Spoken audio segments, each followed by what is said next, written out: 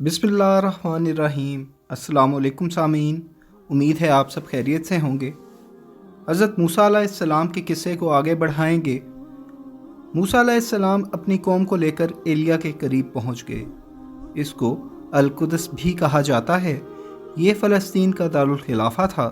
یہاں کے لوگ قوت میں انتہا کو پہنچے ہوئے تھے، جسم بہت بڑے تھے، آبادی بہت زیادہ تھی، تمام علاقے ان کے قبضے میں تھے۔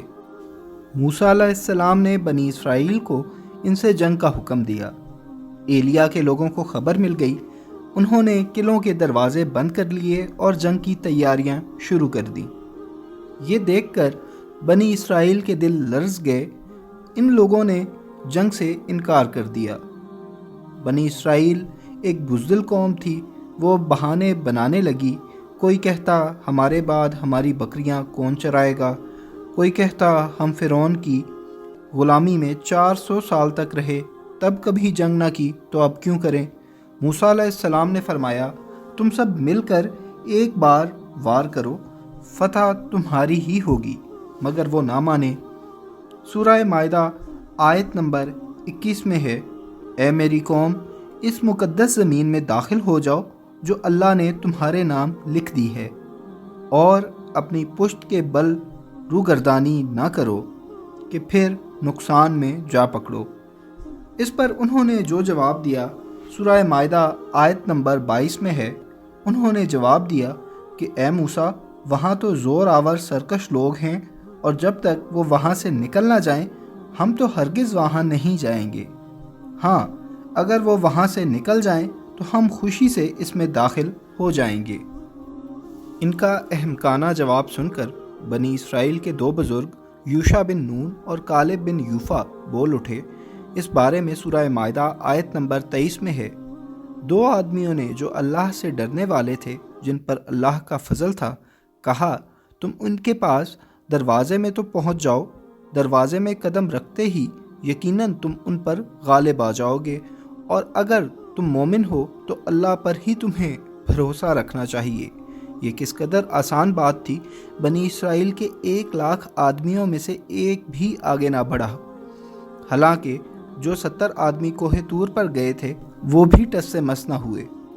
وہ بولے، اے موسیٰ، جب تک وہ وہاں ہیں تب تک ہم ہرگز وہاں نہ جائیں گے، اس لیے تم اور تمہارا پروردگار جا کر دونوں ہی لڑ بھیڑ لو، ہم یہیں بیٹھے ہیں۔ یہ سخت گستاخانہ الفاظ تھے۔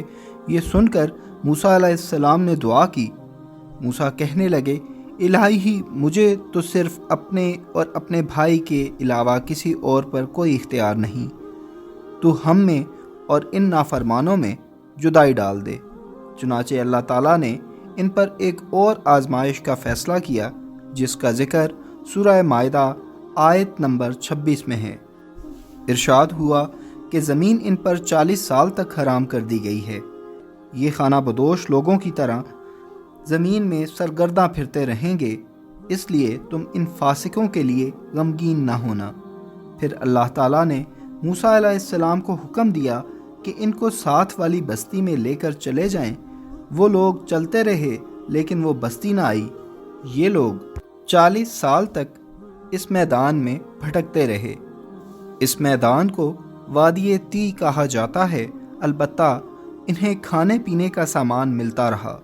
حضرت موسیٰ علیہ السلام کے پتھر پر لاٹھی مارنے سے 12 قبیلوں کے لیے 12 چشمے ظاہر ہوئے، جیسا کہ سورہ اعراف آیت نمبر 160 میں ہے۔ اور ہم نے موسیٰ علیہ السلام کو حکم دیا، جبکہ ان کی قوم نے ان سے پانی مانگا، اپنی لاٹھی کو فلاں پتھر پر مارو۔ بس اس سے 12 چشمے پھوٹ نکلے۔ ہر شخص نے اپنے پینے کی جگہ معلوم کر لی۔ 12 چشمے اس لیے کیونکہ 12 قبیلے تھے۔ حضرت یعقوب علیہ السلام کے 12 بیٹے تھے، جن سے 12 قبیلے وجود میں آئے۔ ہر قبیلے کا ایک پتھر تھا جس سے پانی نکلتا تھا۔ جس جگہ جاتے وہ پتھر اٹھا کر ساتھ لے جاتے، جہاں رکھتے وہاں سے پانی نکلنے لگتا۔ اسی طرح 40 سال گزر گئے۔ اب چونکہ وہ لوگ صحرا میں تھے اور دھوپ بہت سخت تھی، تو انہوں نے موسیٰ علیہ السلام سے کہا کہ اپنے رب سے دعا کریں ہم دھوپ سے بچ جائیں۔ آپ نے دعا کی اور اللہ تعالیٰ نے آپ کی دعا قبول فرمائی۔ اللہ تعالیٰ سورہ آراف آیت نمبر 160 میں فرماتے ہیں، اور ہم نے ان پر بادلوں کا سایہ کر دیا۔ اسی طرح جب انہیں بھوک ستاتی ان کے پاس بے شمار پرندے آ جاتے، اللہ تعالیٰ سورہ آراف آیت نمبر 160 میں فرماتے ہیں، اور ہم نے ان پر من و سلوا نازل کیا۔ من شہد کی طرح تھا جو روز آسمان سے بارش کی طرح اترتی تھی، اور سلوا بھنی ہوئی بٹیر کی طرح تھا، یہ بھی آسمان سے نازل ہوتا تھا۔ حضرت موسیٰ علیہ السلام کا حکم تھا کہ روز یہ کھانا کھائیں اور کل کے لیے جمع نہ کریں، مگر اس قوم کے کچھ ضعیف الاعتقاد لوگوں نے یہ کھانا جمع کر لیا اور سوچا کہ اگر کل یہ من و سلوا نہ اترا تو ہم اس ویران چٹیل میدان میں بھوکے مر جائیں گے۔ اس نافرمانی کی نحوست سے وہ جمع شدہ سارا کھانا خراب ہو گیا۔